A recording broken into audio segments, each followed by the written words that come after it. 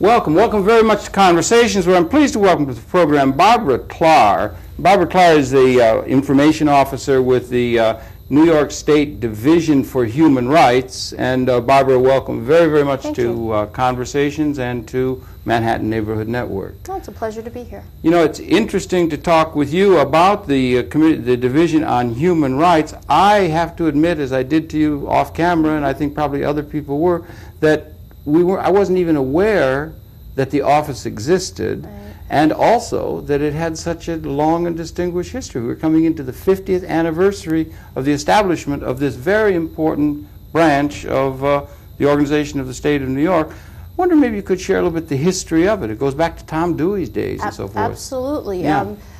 During the 1940s, during World War II, Governor Dewey set up a commission to look at the effects of the war on New York State. Mm-hmm. And during that time also, our workforce was off fighting the war. Sure. So this was the first time that a lot of women and African Americans first joined the workforce. Mm-hmm. At the end of the war... Rosie the Riveter. Yes, yeah. Yeah, that was really just for need. Right. Okay, so after the war, the governor appointed a temporary commission to look at discrimination, and this commission went to the governor and suggested a law that would ban discrimination in New York State. And in 1945, that law was passed, and it made New York State the first state to have a comprehensive anti-discrimination law. Good for New York State, the Empire State. And that was a time also, I know that law, we're going to talk specifically about the effects of the office. It has to do with a lot of employment, non-discrimination, and guarding against that and so forth. But that was also a heady time in a certain sense, just historically. Eleanor Roosevelt was there helping to carve out the Universal Declaration of Human Rights. And while I understand this office was not called the Division of Human Rights until a more recent date, the principle was there. And there was the establishment of the United Nations, and there was a sense we're coming out of the war. The Marshall Plan was being enunciated. It was an optimistic time in a certain sense, and part and parcel of that, appropriately in the leadership position, was the Empire State of New York under Tom Dewey's leadership. Absolutely. Coming up to an election. He was going to be coming up to election in 1948, but established the first, what essentially is a state document relating to the issue of human rights. Absolutely. Yeah, that's really something. And I mean, human rights is what the agency's called, but what we do is we enforce the state's anti-discrimination law, and this is what it was. It covered race, creed, and national origin. And during later years, other charges were added to our law, like sex, like age, like disability, marital status, and one of the more recent additions was familial status in housing. So it's been an evolving law, but it has a long history. It is, as we say, the 50th anniversary, 1945-95, as we talk here in July of 1995. Did other states follow? Do you happen to know? Did other states follow in the example of New York State in terms of having this kind of concern instituted and legislated at the state level?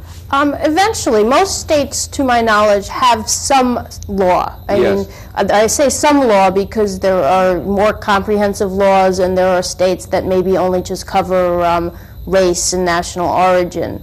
But most states do have some sort of law, but there's the federal laws also, the EEOC for employment and HUD for housing. So even if there weren't a local law, there at least is federal coverage in most states. Yeah, there is. That's an interesting question, isn't it? Because we have, the Universal Declaration, let's just say, taking the term Division of Human Rights, the question of human rights is a very large one.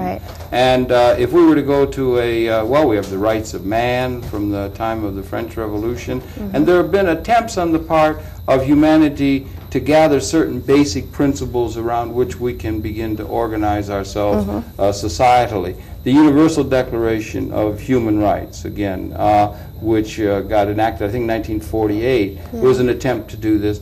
Now, this was what is involved, or is it strictly is it trying to get at certain universal principles by which we might be able to organize ourselves societally? Is it concerned with things like freedom of speech? Is it concerned with freedom of expression and other kinds of universal principles?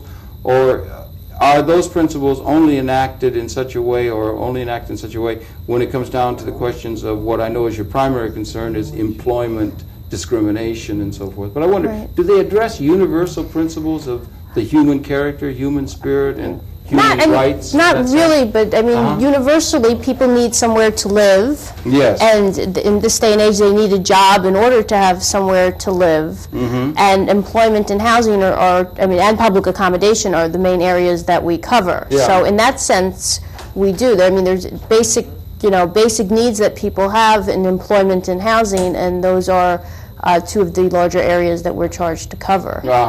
So in a certain sense, you're looking at those issues pragmatically, right, and things that really do affect people in their real lives, and trying to enact legislation to help bring that kind of non-discriminatory practices into reality. Right. Has there been a clash between people at the local level, the state level, and then the national level in terms of these? Or is there a camaraderie of people who are concerned with these things, or is there a clash between them? We used to have states' rights in the South that would have had a different kind of idea of human rights than state rights in New York, perhaps. You understand what I'm saying? Yeah.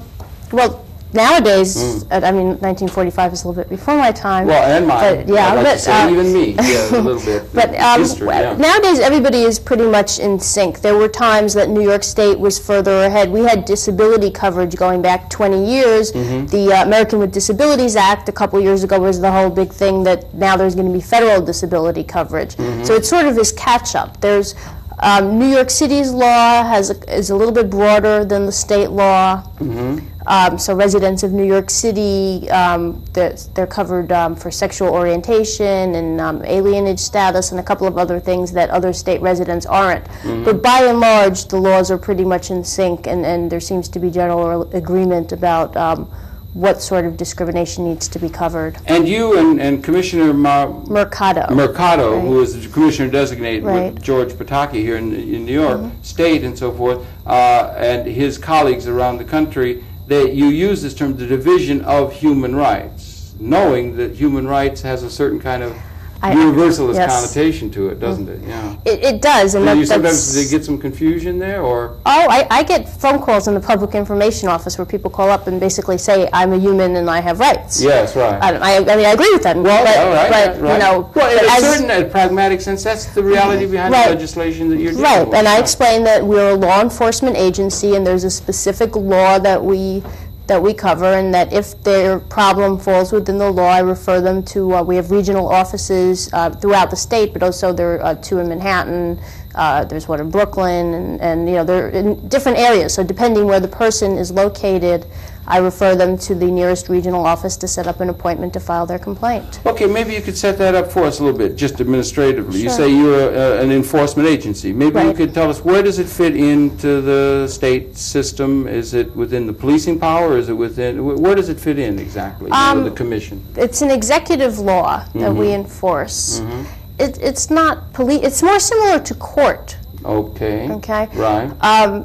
We do an initial investigation, and we're looking for something called probable cause, which is not, it's not guilt, but it's saying that there's enough information to warrant us holding a public hearing. That there may have been discrimination? Right. Okay, that's what you're particularly interested in, right? Yeah. Okay, right. And then the public hearing is before an administrative law judge, and it's very similar to a person taking a discrimination suit into court. The difference being, if you go into court, you need to hire a private attorney, and if you come to us, our services are provided free of charge as a state agency. I see, right. And then people who feel as though their rights in a number of sections, housing, employment, and so forth, have been infringed because of their status. Because of race, sex, age, religion, national origin, marital status, disability, and in housing we cover familial status. And familial status as well in housing. In housing, yeah. And this is emerging. There's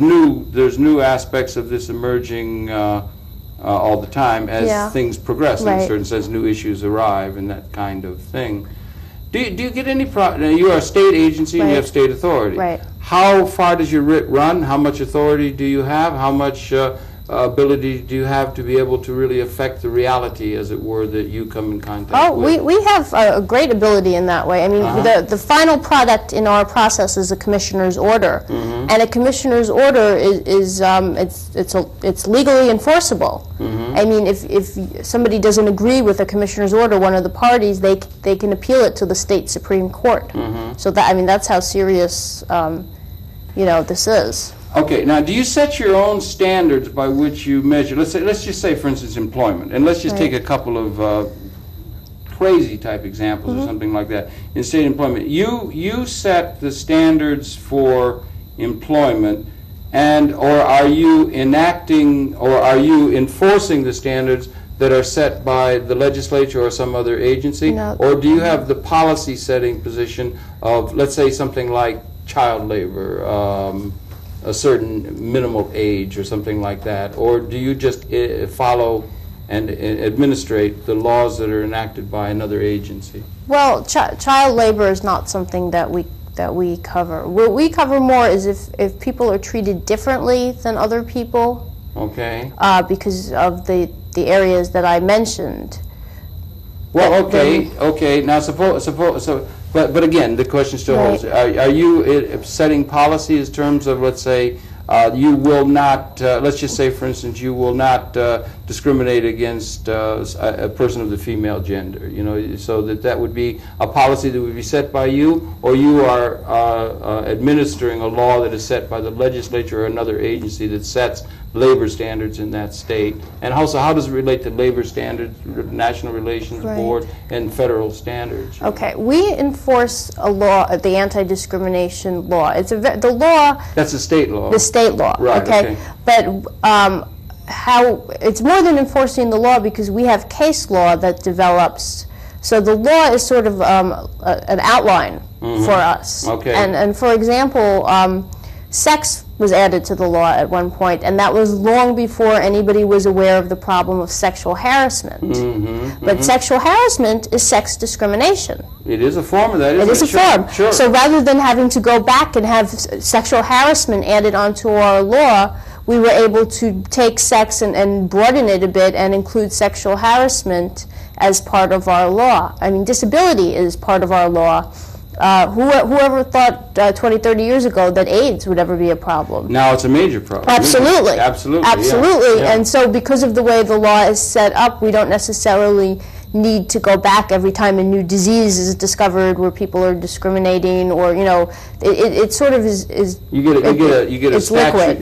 You get a sort of evolving of the common law. Right. And you can move with that. It gives it that kind of a thing. Yeah. And there's Ebola and other kinds of new things that are likely to be you know, coming into the picture, you know, as it were. What about, if I may, you're a government agency. You have your writ is of a governmental authority, and it's statewide. Now, what about those who would say that the government? Are you part of what is called government regulation?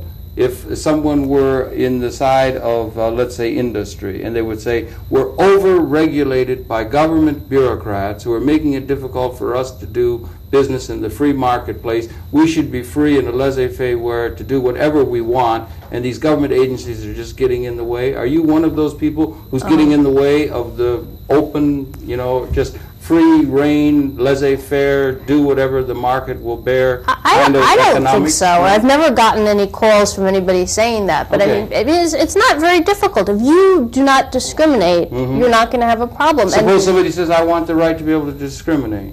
Well, that's a costly right. You know, you can sort of do whatever you'd like, but if you get caught in either cases with us or goes into court, it can end up costing you a lot of money. And in that sense, business-wise, how important is it for somebody to be allowed to discriminate? So, well, okay, you understand the point I'm getting at in a certain sense, and then I'm also saying, you know, that there is a working relationship between government agencies, as we try to establish civil space and a civil order and so forth, and the private sector. And well, like the Department of Labor enforces things like what the minimum wage is and working hours and things that run sort of parallel to us, and we're not saying what sort of conditions there need to be, and whether it needs to be good or bad, or long days or short days, or anything like that. You're not, but the sister agency is. Right. What we're saying is you cannot have men treated one way and women treated another way, and whites and Hispanics and African Americans and Asians treated differently. That you can't. If a man falls off a ladder and breaks his leg and you provide him with, let's just say, 6 weeks paid leave, and then a woman becomes pregnant and goes out on disability, you have to pay her the same amount and type of leave as you paid the man who had a disability. Okay, now that principle had to be established by somebody making decisions that that's the right way for a society to be done. Right. And was the authority to establish those ideas and set those things and give them that writ or the strength of law to affect the society done by and at the level of the commission, or has that been done by legislators or other people, is what I'm getting at, to decide that question of a woman's right to be able to have the same kind of benefits of somebody who fell off a ladder if she's having a baby? Somebody made the decision. I think that came through both the state and the federal case law, and that pregnancy was considered to be a disability and had to be treated the same as any other disability. And we're evolving all the time. We have to keep that in mind. We're evolving in a generally progressive kind of way, and this has gone. This institution is one which has gone through Democratic, Republican, and all kinds of administrations. It just continues and built into the state system, and all employers are going to be well aware of the fact that you're there, and to the degree possible, potential employees should also be in order to safeguard their rights. Right? Absolutely, yeah. Yeah. And is there a standard mechanism if somebody felt they've been discriminated against? They call your office, or they come to see you, or how does it work? Well, not me personally. Not you personally, but I meant the office. Yeah, they call the office, and as I said, we'll refer them to a regional office. They'll get an appointment. They'll come in and sit down with an investigator. The whole process is computerized, so if you were giving me the complaint, I'd be sitting there typing the complaint in as we were speaking, and by the end of our interview, all the required forms would come out of the computer. You would sign them, they would be notarized, and they would be on their way to the respondent, who is the party that's charged with the discrimination in this process. And then and how does it, well, maybe we could step through one. And if something like that happens, and then the person who is charged with having been discriminatory would have an opportunity, in a certain sense, at that stage in order to correct it or something of that sort? To respond, to say, we haven't, we're sorry, we'd like to, maybe we try to conciliate cases. So it was a mistake, we didn't understand, and is a great deal of the potential, is a great deal of it decided at that level? I mean, at an amicable level? A good amount. I mean, we try to, if we can get a conciliation, it's usually a quick, it's a quicker resolution, and it seems to be beneficial to both parties. And we try, as I said, we try to do that. There are times where one party or the other wants nothing to do with conciliation, and they want to go through the whole process and get their, quote, day in court. Sort of like a divorce thing. Yeah. Yeah, it can be kind of nasty if it becomes it can be contested or non-contested, right? So in one sense, you could be just an information clearinghouse or something to get parties together, but you do have this it's a quasi or judicial function. Well, it's more than an information clearinghouse, because once a complaint is filed, if the two sides come to an agreement, either they withdraw the complaint and inform us that they've come to an agreement, or we, the agreement is drawn up within the agency and they have to sign it, and it's binding, and then we if the respondent, let's say, doesn't live up to the terms of the agreement, we have some power to go after them and bring them into court. All right. Now, suppose somebody says, well, okay, I hear your complaint that you say I discriminated against this person, and I think I have the right to hire a man rather than a woman here, and I didn't hire her because she was a woman, and I want a man there, and that's just my choice. That's what I want. And he takes exception to what you're saying at a level of principle or something of that sort. What happens then? What happens when you disagree with any law in this country? I mean, you're free to agree or disagree, but but these are the laws, and if you don't follow the laws, you take a chance of having problems. Okay, I may have jumped a step there. There is the thing, if they don't contest, then the thing gets cleared up. Maybe the person gets hired, or the problem is taken care of. Right. If they do contest, what happens then? That happens a lot. They say we didn't discriminate, and we don't know what this person is talking about, and we. Or it'd be essentially saying taking a not guilty plea, right. as in a court thing. So what happens Okay, then? well then we do an investigation and we find either probable cause or no probable cause. Okay, the agency does this, right. And for the person who is the person who may have been discriminated against, this is not a thing where they have to have a lawyer and it's costly. As you say, it's done. Right. It's done at the state's expense. Mm-hmm. So this is being done with taxpayers' dollars. Right. Okay. Okay. We interview both the complainant and the respondent if they have witnesses, if they have documentation. We can go in and subpoena records if it's a business or a housing complex to see what's going on in terms of hiring practice or who they're renting or selling apartments to. We have pretty broad power, and then we make a determination whether or not there's enough evidence to warrant us continuing the process. The people doing that, are they people legally trained, or are they sociologically trained, or are they trained in social work, or what kind of people tend to be doing this? It varies. We do have some lawyers, and we have some people I think who are just interested in this type of work, but they get training to do investigation. We have just people from many different fields who have joined the agency, and then it's it's presented a nice mix of resources. You can see where this is something to a great advantage. Somebody who's being discriminated against, one would want to have the ability to also see it from the employers or the plaintiff right. and the defendant side, both sides, as it were, the defendant side. So, but you have a number of people who see this as a way of being able to help people who you might just say, who are disadvantaged in our society, and to help give to make the playing field level, as it were, for people who've been less able to assert their own personal rights at an individual level. So people that are concerned with social justice and so forth involved. Yeah, I don't want to put words or omission in your mouth. I'm talking informally. There are people who feel that way, but as a law enforcement agency, it's not that every complaint that comes in we find probable cause, not at all. Okay, but we're looking. You're a law enforcement agency. Right. So we're looking for cases where it looks like initially something is not kosher, as you'd call it. Okay, something just isn't right with this situation, with what's going on, that we suspect that discrimination took place. Okay. And then down the line there's the hearing before the administrative law judge. All right, I'm going to get ahead of that. Could this be anything like a little bit like a civilian in the police civilian review board or something like that? Is there a parallel to that?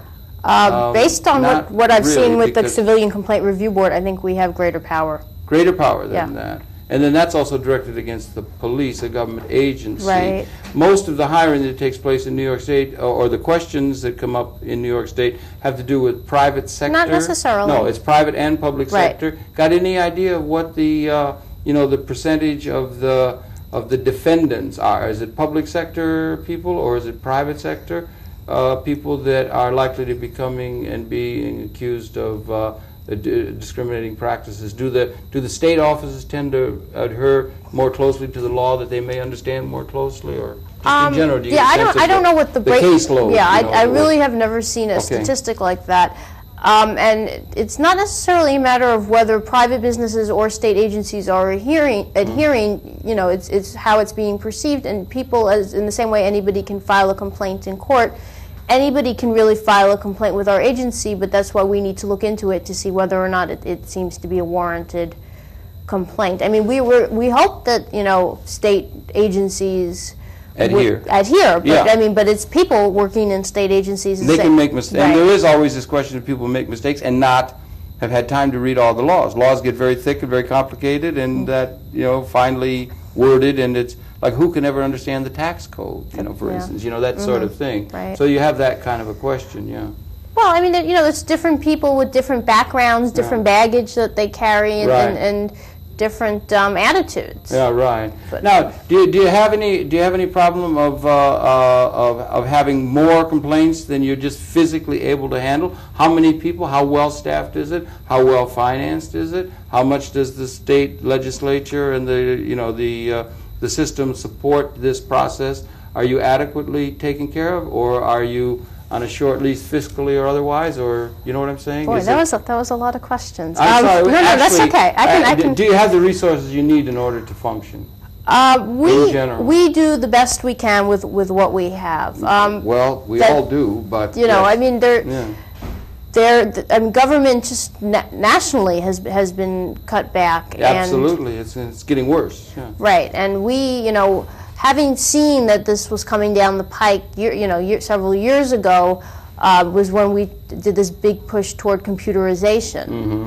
And there was an article that spoke about, it's called CTS, our computer system. It was written up in one of the national computer magazines, and we really, in terms of state agencies, are in the forefront of computerization. I see. And this was done partially realizing that there were going to be staff cutbacks. I mean, it was just sort of an inevitable thing. You mean, and that with computers, we might be able to compensate at some level for some of these cutbacks. And there are going to be staff cutbacks in both private and public sector, or well, I mean, or within your agency? Well, there have been every place. Yeah, right. Okay. I mean, every place. So seeing that, there's some of the ways that some of the private businesses sort of try to do things to make up for the cuts that they're going to have. We did the same thing. And we really have been trying in many different ways to find innovative new ways to make the agency more efficient and able to take advantage of the technology to the degree that you can. You had to do that. So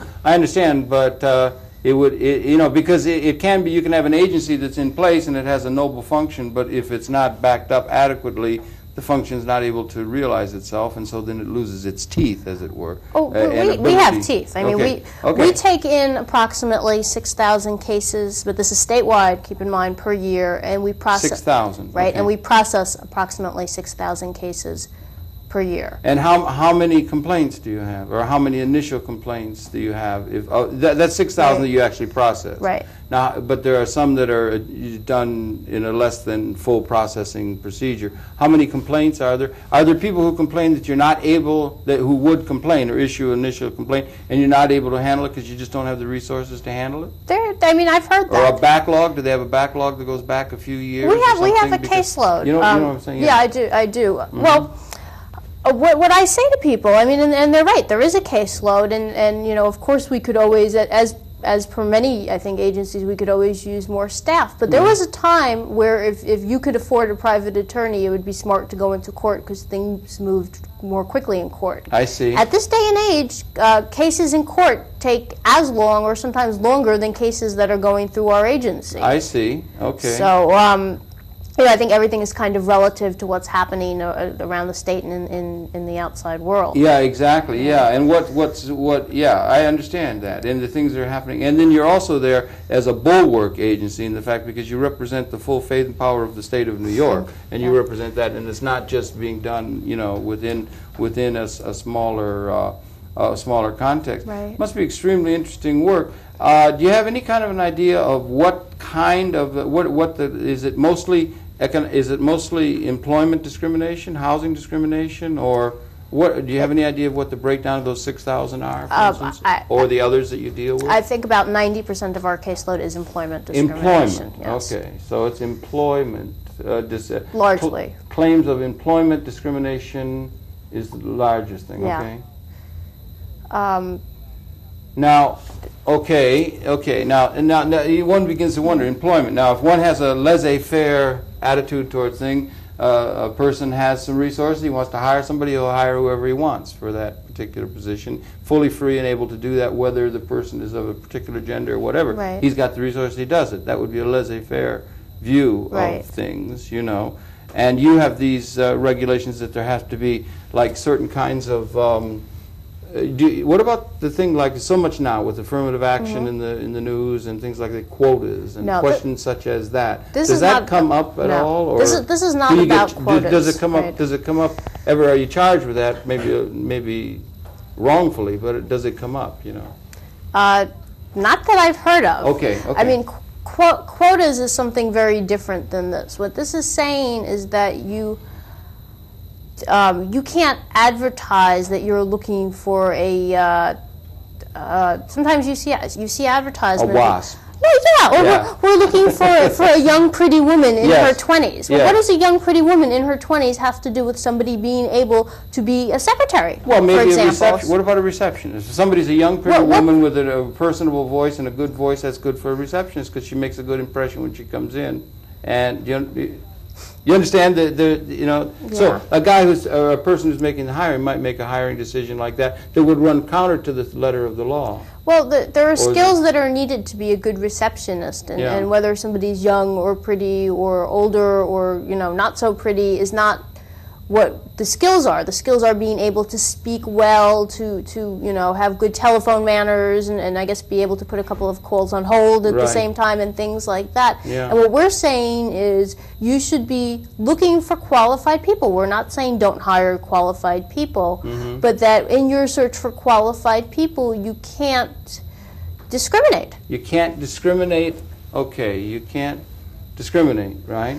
Okay, okay. Okay, I understand. You can see where it's a fine line, particularly as we move into an increasingly conservative era, you know, where the entrepreneur. There was an article here. I don't have it here. There was an article in the New York Times. Here it is. It was. I give the byline to the fellow. Like, maybe you're younger than I. What's that fellow's name? Peter Kilborn. Peter Kilborn wrote a piece, and he said that in the new world of work, employers call all the shots. That employees have virtually no rights at all. They do what they're told, more or less. That was the thrust of the article. And that the employment situation is becoming so dire for so many people that the rights of the employees, particularly with the labor unions now, are being dismantled and that sort of thing, that they have practically no rights. Even this new book of Michael Lynn's, which is getting so much play now, says it's becoming almost quasi-feudalistic in terms of the attitude of the workers are like serfs within large institutions, you know. And do you understand what I'm saying? Do these questions come up at all about the way that people are treated within the institutions? And does your authority run within institutions, not only to people who are being hired at the first stage? It does. I'm just trying to think maybe of examples. If they were giving one group, Group A had an hour for lunch, and Group B only had half an hour for lunch. And they were doing the same work, they were being paid the same salary, and Group A was largely one race, let's say, and Group B was another. Well, what justification is there for doing that? Yeah, well, we used to do that in the South. We had all kinds of Jim Crow laws, and we had all kinds of things. The law changes, and they had the justification, and that's what I want to do. Well, you know, and though you, in a certain sense, in the charge of the human rights legislation, runs counter to that ability of the people to run, in a certain sense, roughshod over everyone, and there are laws and so forth that have to be established. I'm saying it's a. But, I mean, you'd be amazed what's out there. I get calls about people go for employment interviews, and on the application it says, "What is your age?" Yeah. What does "What is your age" have to do with whether or not you can do a job? Nothing. I mean, if you're looking for. Well, okay. Tell me, what do you think? No, if somebody's 98. You know, it might be a little bit up there for doing, you know, for wheeling a wheelbarrow or something. Well, I mean. But what you say? Okay, here's your interview. You're going to need to wheel. 98 and frail. You're going to need to wheel a wheelbarrow. Are you able to wheel a wheelbarrow? Okay, it's a matter of wording, right? And if the person says yes, and then you see that they can't do it, well, that's justification to fire them because they can't perform the job. But you see that, you know, with a lot of the downsizing that's been going on, there are a lot of people in their 40s and 50s who are re-entering the workforce. Yes. And just because somebody's in their 40s or 50s has no consequence on whether or not they're bright, competent, qualified people for a lot of the positions that are out there. Right. Well, now what do we do? What do we do in a situation, as you put your finger on it? Many people have. Jeremy Rifkin's written this book, The End of Work. I don't know if you've had a chance to see it. Stanley Aronowitz wrote The Jobless Society. Club of Rome is looking at a study now where they're going to study the limits to work, that the downsizing and the replacement of human beings, Aristotle from Periclean Greece, 500 BC, said, when the loom learns to weave, we'll not need to have a slave society any longer. But that the people are being displaced by technology increasingly, and that the dispassionate looks at that is that that's going to increase in virtually all aspects of the society, that the technology is going to displace people. Now, what about people who come and say, I'm a perfectly well-qualified drafter, but the CAD-CAM system just came along and put me out of work? There's no recourse or anything like that. No, there isn't. There's just no place within the free market, job Right. pool. You can't deal with that. No, that we can. We can deal more with the same person saying, and they brought this college kid in and told me that he was going to be my assistant and I should train him. And once I was finished training him, they fired me and they hired him at $20,000 less than I was making. Interesting, because that kind of thing goes Happens. on all the Yeah, time, yeah. right? And now the largest employer in our economy now is a temp agency, I think, a single employer. It's a temp agency that's Right. happening all the time. Right. And that's a kind of thing that you could deal with, that kind of a discriminatory. Isn't that taking place a great deal? And do people not come to you with complaints of that? And if they do, what does the employer say? The employer says, well, we can hire the fellow for less money, and he's young, and he's strong, and he'll do what he's told, and that's what I want to do, and I'm the boss here. I'll do what I want to do. What do you say to that man? You can be the boss, but you're operating a business in New York State, and there's a law in New York State. But it's happening. But it's happening all the time, They're- despite the fact that the law, are they circumventing the law, or is the law changing? Are the law of economics or the inevitable laws of the practical world overwhelming us in the ability to try and navigate or to fine-tune social justice within our society as far as people from the public sector is concerned? Or what do you think, Well, I mean, this downsizing phenomenon? A company is allowed to downsize, and nobody is saying that they can't downsize. And it's more as in the way that which they downsize.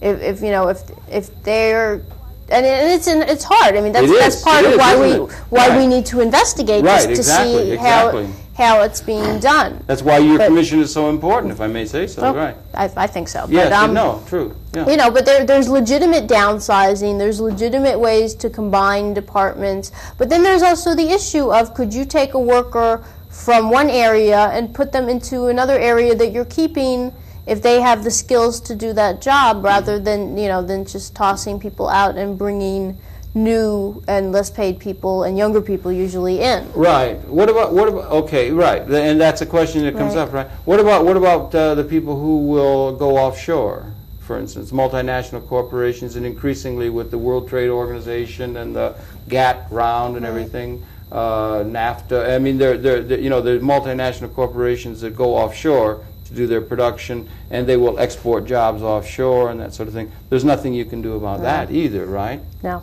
So there's nothing that can be done in terms of as far as the there was a time when Teddy Roosevelt came in and had antitrust busting, and there was government that was able to address structural problems. You're not really in a position to address structural problems. You're if you understand what I'm saying. No, I mean, no, we're not. Right. But what sometimes happens is through the case law, and in some of our bigger cases get publicized in the papers. Exactly, right. And I think that companies start reading about it and say, wait a second, is this really worth the penalty that we're going to get? It doesn't, in my opinion, it does not make good business sense. I mean, there have been cases with awards of $100,000 or more, and but I mean, these are some of the really egregious cases. Right. And what kind of business sense does that make? Well, it doesn't make any business, particularly if there could be, if it gets into the press, right, and if it gets into the public consciousness. Absolutely. And also, you're building upon the common law. You're building precedent in a certain sense, if I may, with your commission decisions and what's going on. There is a body of so that some of these sociological questions. It's like issues don't come up until they come to the Supreme Court sometimes or something of that sort. The issue then is raised, you know, so that some of the issues that may be just being accepted in the society might be focused, as it were, by the activities of your commission office, and more public attention could be put upon the drama and the sociological, economic, political context of the arguments that are being made within those commission hearings. You know, sort of like it might be more interesting than O.J. Simpson, you know, or something. You understand what I'm saying? Yeah, I mean, just as an example, and this is actually more in public accommodation, we had some cases where dentists were charged with treating patients who either were HIV positive or perceived to be HIV positive really badly. Right. And this was in, I think, the early 80s.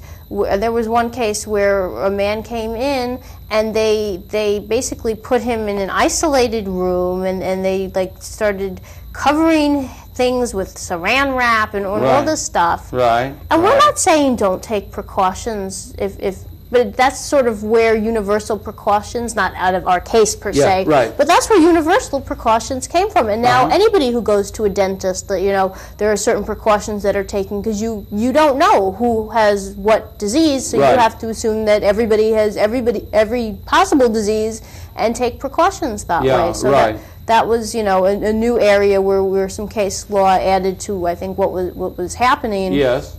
And where it's been beneficial to, I think, all of society, because as a patient, you don't want to catch anything from your dentist either, so it's to your advantage. It's both ways. Yeah. Sure, absolutely, it's both ways. And you do, but you do at the same time want to be able to protect, in a certain sense, like the law does, want to protect the rights of the individual against the mass hysteria that very often can come down on a particular group. That's part of the conservative side of things, as it were, in a certain sense. It has that mission.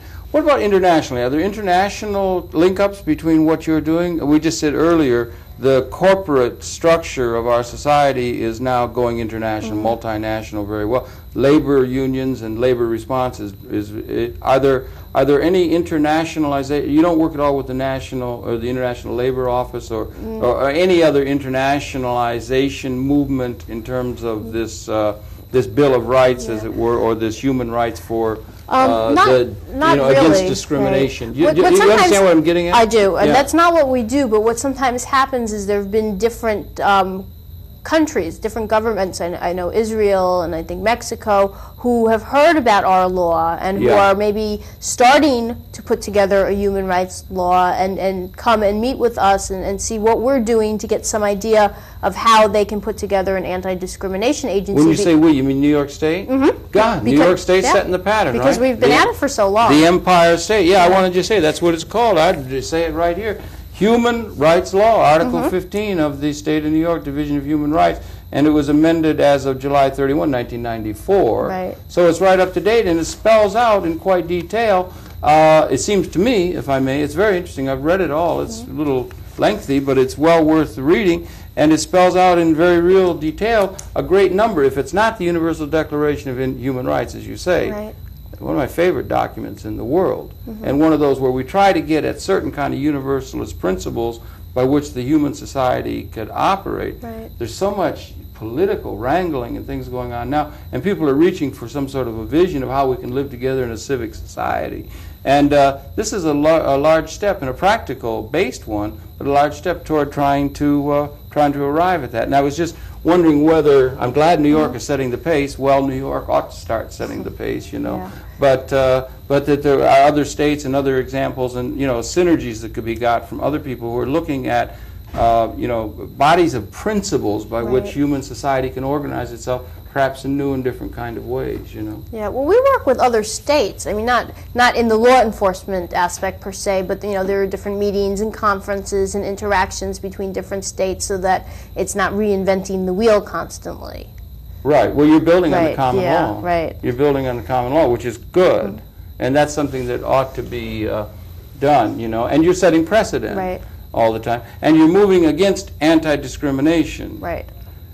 You go to, and that is like, that in a certain sense it has a progressive tendency, because the discrimination has been the way of the world in a sense, if you look at it in a certain way. There was a time when you didn't have the right to vote. My friend. You know, I'm remember, very well aware of that. Couldn't, I mean, if we were to go back, there's some people want to go back. There's some people want to go back. There's some people want to go back before Franklin Roosevelt put anything in, or before Theodore Roosevelt put any of the trust busting or anything. Just leave it wide open to the wide open, to shoot them out, tombstone, you know, laissez-faire kind of thing. But if they go back a little bit farther, they can get rid of the women's vote. They didn't have to vote. They had child labor that we used to have. I mean, how far back do we go? Then there is a partnership, really, between government and the private sector that should be realized. And certainly the citizenry has an interest in that. And in the information environment, the citizenry that feels left out of the decision-making process often, both governmentally or in terms of the corporate structure,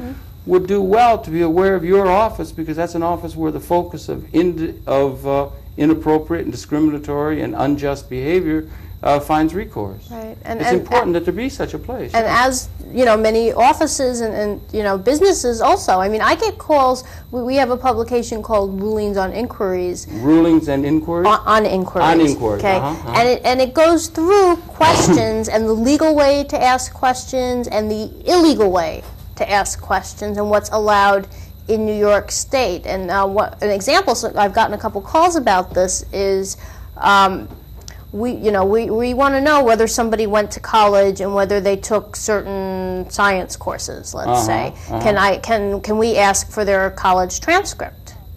Right, okay. Okay, well, but what's on your college transcript? What year you went to college? And without too difficult mathematics, you can basically from that figure out your age. Right. Right. So what I tell these callers is, or that they say, I was asked, I said, get a copy of your transcript and white out the years. What's relevant is not the years that you went to school, it's the courses, it's possibly the grade you got in the courses, and the fact that you finished, you know, college. And this way you're fulfilling what they're looking for in terms of that knowledge without them knowing what year you were particularly in school.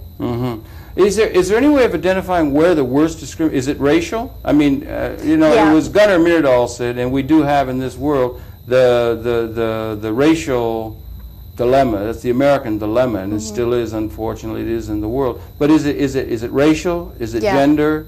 Or well, where do most of the problems come? Race discrimination is the top. Yeah. But sex is a good portion of it in catching up. And as a matter of fact, we have, aside from, you know, we take 6 discrimination cases, we opened a separate office. It's called the Office of Sexual Harassment Issues, because those types of cases, we were seeing so many more of them. So race... That only just came up in the recent experience, didn't it? I mean, there was no such thing as sexual harassment. No. There was such a thing. Oh, yes. But it's always been there, I guess. That's right. There was always that, but there was no recourse. Or it wasn't, what was it? It was just finessed, or it was... But it was all kinds of harassment that people used to get by with. I think, you know, with the Anita Hill hearings... right. That was there. Right. I think that it's just in the same way that the O.J. Simpson case is bringing the issue of domestic violence to people's attention. Right. I think the Anita Hill, the Clarence Thomas hearings brought sexual harassment to people's attention. And, you know, and there were different hearings that went on through the state and various things after that. And some women were saying, you know, this has been going on for years, and I never knew what to call it. I knew I didn't like it. I knew it made me feel uncomfortable and whatever else, but I didn't realize it was illegal and that there was something I could do about it. Probably been going on since Cro-Magnon days, I suppose. You know, unfortunately, but the point of the real world is that we progress. We begin to progress. Hopefully, hopefully, we try to learn we try to move toward a situation which is less needful of having discrimination and unnecessary power arrangements between the society. I'm still sort of, in a certain sense, interested about this question of, it's progressive. You can begin to get definitions on creating justice, and you have this function of doing that. Do you think people are as aware of the people in general in the society are as aware of your agency as perhaps they ought to be? And while we don't want to have your office flooded, and you have, again, there's that question of how much you can handle, right? That's an important question, and there must be. But do you think that maybe it would be good if people could become more aware and could utilize your services, as it were, or the existence of that office more than perhaps they do? I think so. What's interesting, I mean, we try to do outreach. We're not a big agency, so it's not like we have 50 people running around every day doing outreach type of thing. But even when people hear about our agency, not everybody. If I say has it in them, I hope you know what I mean, to go through the process and file a discrimination complaint. I can understand, right. First of all, they may be if they're in a situation of, an employer has such power and so forth. That's if right. they're in a situation, they could be intimidated. That's it. And by I mean, that. and if they file a complaint and then they're fired, they can file an additional complaint of retaliation. Saying that they've been fired because they were because they filed the it's like the old days of the union. Right. If you're going to start a union, you're out of here, buddy. That kind of thing. But that's that's a decision that individuals have to make. I think in housing, a lot of times, people, when they get discriminated against, say, hey, I don't want to live somewhere where they don't want people like me living, and I'm not going to bother filing a complaint. I'm just going to go out and find somewhere else to live. Or they're given messages about how it's all their own fault, and if only they could develop the right diction or something, they could really fit into the society, and they interiorize it, individualize it in the traditional way that individualization does, and take the blame or something and say, if I can just pull myself up by my own bootstraps, rather than seeing the sociological reality of it. I'm wondering, I'm interested in this question of how we can address the structure, or how far a commission like that can go in trying to get at a society. When you do what do we do when we come up against structural things like the downsizing? That's I guess it's beyond your bailiwick or beyond your purview. Yeah. And yet you brought up that question of somebody young being brought in as the way the downsizing is done, because the disarray, the social disarray that's accompanying the displacement of people in the economic process and the offshore development is creating angst. I mean, the election of Mr. Clinton was an expression of people being dissatisfied. The 104th Congress of Mr. Gingrich, they're dissatisfied. People are dissatisfied. Dissatisfaction grows among all people, and nobody's got the solution. It's going to get worse, one would assume. And so there's going to be worse, and there's going to have to become some place of focus where these questions are going to be able to be coming to a focus. And I wonder if maybe the Commission on Human Rights of a progressive body such as New York isn't a place where a lot of the fundamental questions confronting the human condition as we begin to look ahead, and that's done on an international scale, might really not find focus in some of these hearings and some of these activities of your office, because do you understand, you don't carry the full weight of like the Congress of the United States or the presidency or something, but you can address fundamental questions in a real, practical, and human way. Yeah, no, I think so. Yeah. I mean, we should make a TV series about your office, right? Or, no, I'm sorry. Go ahead. Actually, just as an aside, the director of the Simpsons actually came in once. I don't know what he was planning on doing, but he said, "Oh, your office is so interesting. I want to see how it happens." And I didn't mean to throw you off, I didn't mean to throw you off. No, I was thinking with the downsizing. Yeah, right. It's one thing when you come into a company and they say, we have needed to cut staff, and we've cut out A, B, C, D departments, we've merged different departments, we've been doing things to try to cut down on our staff. It's another thing when you walk in and throughout the office, everybody who was 55 or older was fired. Yeah, right. Or forced into early retirement. And it didn't matter if they worked in the mailroom, or if they were in management, the ancient regime. Yeah, something like that. That might warrant us looking further into it to see how they're doing this. And as you look into it, the citizenry looking over your shoulder is going to be interested in what you're looking into, because it's getting at real root questions that the politicians aren't. Very often. I'm sorry. To some degree. To some degree, yeah.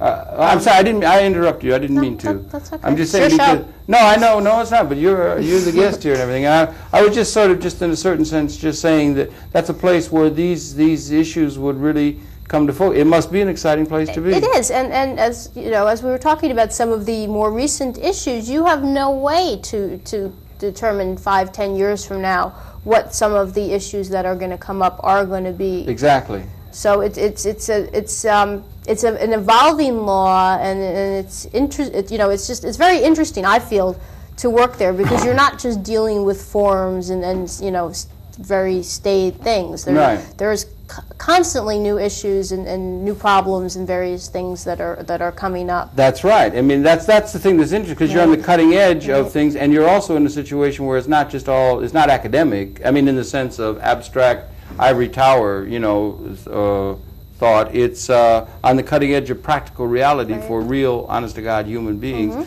who are suffering, and so you're building a situation such as that. The Commissioner Mercado. Yes. He's just newly. What is the structure? Is it state? Is it headquartered in New York? Is it headquartered in Albany? How does it work? What is the administrative structure of the office? He was designated. He's a commissioner designate, and the designation happened in January by Governor Pataki. So this is Governor Pataki. Ultimately, this is his agency that he's responsible for. Right, we're part of an executive agency. Right. Our headquarters are in New York City. We're on 125th Street in Harlem. Okay, maybe we can give the address, and we'll put a card up, and people could call, right? We're located at 55 West 125th Street. That's generally not where people are coming, though. They can call. Our main number is area code 212-961-8400. If you call up information or you're looking in the phone book under the State Division of Human Rights, that's the phone number you're going to find. And you can call us up, and if it sounds like you have a valid complaint and you tell us where you're located, we will refer you to one of our, we have about 12 offices statewide. I see, yeah. And people could call up, also people could call up who are interested in the functioning of your office and so forth. Yeah. And all those people on 6th Avenue at the television networks who want to get the jump on starting a television series that really gets the cutting edge people in our society, more than all those police shows and so forth, could call and come up, and you'd be willing to consider a role, would you? Barbara as a role? You and Lenora, Lenora is on the phone, answers the phone. She's really Eleanor yes. is a very, very personable person, I must say, and so forth. An interesting group of folk you got up there. Yes, Eleanor told me if something ever happens and I become famous, it's all because she was so nice to you on the phone and set up this interview. Well, all right. Well, maybe it could indeed, that it could become more and more, people could become more and more aware of this agency, and I really have made it possible for you to be able to, for me to be able to ask these questions. I appreciate your bearing with me in my naivete, but I'm excited about having found this agency, and I think it's one that is a pearl that ought to be made into the real jewel that it is, and it's a very important work that you're doing. I congratulate you enormously on it and just wish you all the very, very best. Thank you very much. So I don't know, there's so much more we could talk about, but I'm afraid we're coming out at the end of time, so I would remind you in the cable audience again that it's been your pleasure to have the perceptions in of Barbara Klar, and she's, I guess, public liaison or public information anything you'd like to call me to help the public learn. To help the public learn, and we would hope that maybe we've been able to share some of this with the public in terms of this is public access, and this is access television. There's a certain camaraderie in terms of purpose of trying to find justice for perhaps for the most disadvantaged people, but ultimately for the whole society is what the ultimate purpose of it's about. And I just want to thank you, Barbara, very, very, very much, and all my best to Eleanor, sorry, and to Commissioner, and thank you very, very much for coming in. And we on Conversations invite you to tune in. We'll be coming back again next week. We invite you to contact the office if you feel you've been discriminated against, or if you're in general information terms. We invite you to call them. We invite you to tune in again. We'll be coming back again next week. That's it for now. Thank you once again, Barbara, very, very much for coming in. Until next week.